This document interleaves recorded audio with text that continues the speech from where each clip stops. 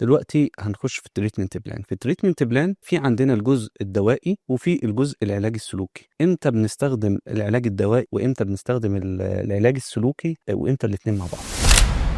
الموضوع ده بيترتب على عدة عوامل. احنا في معظم الاضطرابات النفسية بأنواعها المختلفة، سواء اضطرابات المزاج زي الاكتئاب أحادي القطب أو الاكتئاب ثنائي القطب أو الباي بولر، احنا بنصنف معظم الاضطرابات إلى مايلد ومودريت وسيفير. بناء على التقسيمة دي أو التصنيف ده بنقرر إذا كان الشخص محتاج تدخل دوائي ولا محتاج فقط تدخل علاجي نفسي. احنا كأطباء بيبقى عندنا مجموعة من الأدوات، أحيانا بنسميها بوكس اوف تولز، صندوق من الأدوات. بنطلع من الصندوق ده الأداة المناسبة بناء على المشكلة اللي بنتعامل معاها من ناحية النوع، من ناحية الشدة. أحيانا في بعض حالات القلق الخفيف ممكن ما نبدأش بالأدوية ونبدأ بالعلاج المعرفي السلوكي أو CBT.